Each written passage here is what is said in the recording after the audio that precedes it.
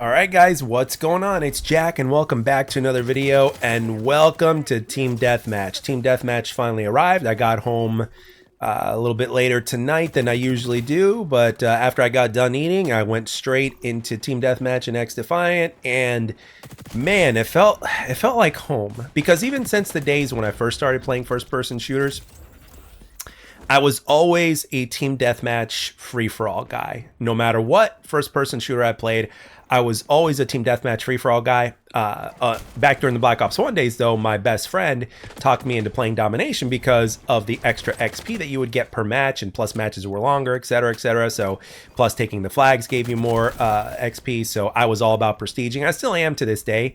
Right now, I've got mixed feelings about Prestige, but I think that'll be a whole other video. I think I still have one more video that I have to make as far as Prestige is concerned, probably during Season 1 when Prestige gets released, fingers crossed. But as far as that's concerned, now that Team Deathmatch has finally been released, we will be getting into details of what my personal experience has been like. However, there's only like a handful of things that I have left. Like in terms of game modes, there's only one request that I have left, and I'm in the minority when it comes to this, but I know that other people that feel like I feel are very passionate about it, and that is free-for-all. That is my only request, that at some point this game gives us a free-for-all, even if it's temporary, and then hopefully if it's popular enough by certain expectations that the team would need in order for it to be popular, hopefully it stays on permanently, because I absolutely love and adore free-for-all. I always have, and I always will. Team Deathmatch is the second closest thing to that, especially when it's like this, to where the kill limit is 100.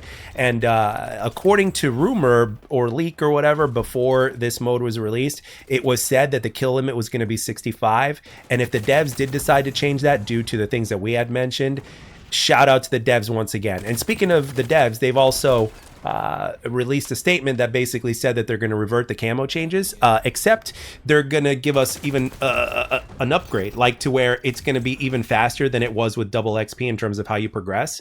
And there's going to be an update for that. So and any time that you've put in is going to add on when the update goes live. So basically all that extra time and all that extra grinding that you've been doing is going to be added to the changes that have been made. And I, for one, am very happy about this. I'm so happy that I saw the tweet earlier by, and just like I told you guys, they're either going to make it like it was previously, or they're going to do some subtle differences. But I had like almost 100% faith that I was almost 100% certain that these guys would do the right thing for sure, because that's what they've been doing so far. They haven't really shown us that, they haven't shown us otherwise, and communication has been terrific. So far, Mark and the devs, everybody have been absolute goats when it comes to this so far. They're really well on their way to GOAT status, and they still have a long way to go because the game's only been out for a month, or actually almost 5 weeks now. And, Season 1 is right around the corner. We've got like another week and a half or whatnot until Season 1, and hopefully by then we'll get Prestige. And speaking of which, my other request is that, again, free-for-all, Prestige mode, of course, new weapons, new maps, and of course to fix the desync. It's going to be something that's going to be continuously updated until fully fixed. But when those things are accomplished right then and there, I am a happy camper, or should I say a happy rusher?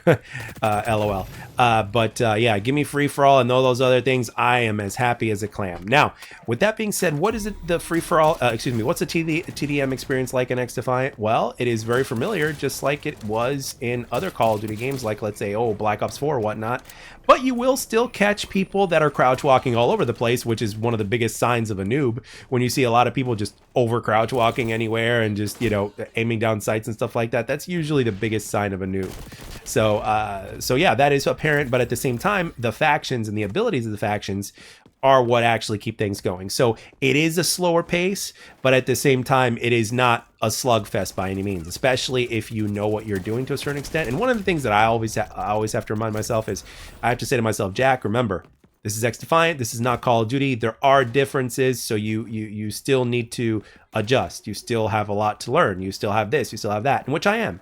And when I don't have to worry about objective-based game modes, I can focus 100% of everything on not just slaying, but that's become second nature. But I can actually focus on like where the enemies are coming from, the spawns and stuff like that. I'm actually gonna have to start wearing my headset again because I've actually been playing this game so casually that I just put the speakers on and I don't even wear my headset, which is a mistake because sound whoring is definitely a thing in this game. And with Team Deathmatch and with no objectives and stuff like that, there's gonna be it's gonna be a little bit simpler. And when you can focus on the spawns as opposed to, you know, just thinking about how you want to take the objective and stuff like that, for me, I think it'll make it a little bit easier to pretty much learn where people are coming from. But so far, my from what I see, it's how do I put this?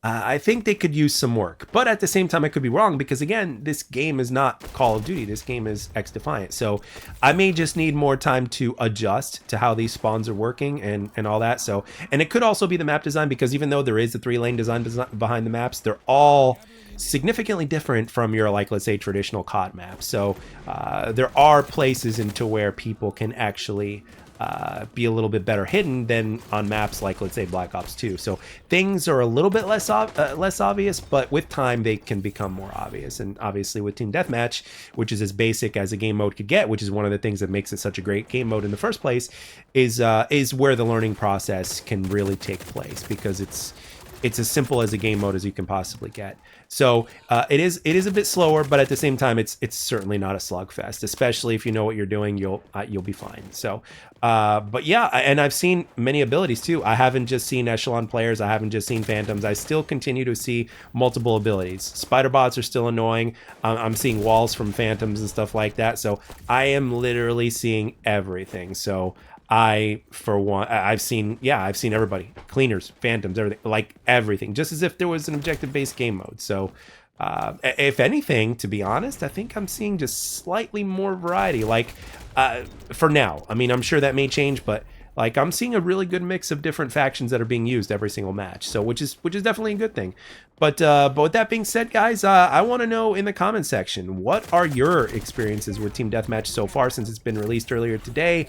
And are you loving it? What is your opinion? What is your opinion on everything? And for me, I'm also excited about possibly scoring a 70 kill Team Deathmatch or more. I managed to accomplish this in Black Ops 3. I managed to accomplish this in Advanced Warfare. I managed to accomplish this in Infinite Warfare.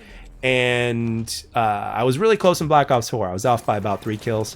So I'm really looking forward to possibly doing this again. So because it's been a long time, and with this game not having EOMM/SBMM, it's definitely possible, especially with these factions, especially with the Echelon faction, just, you know.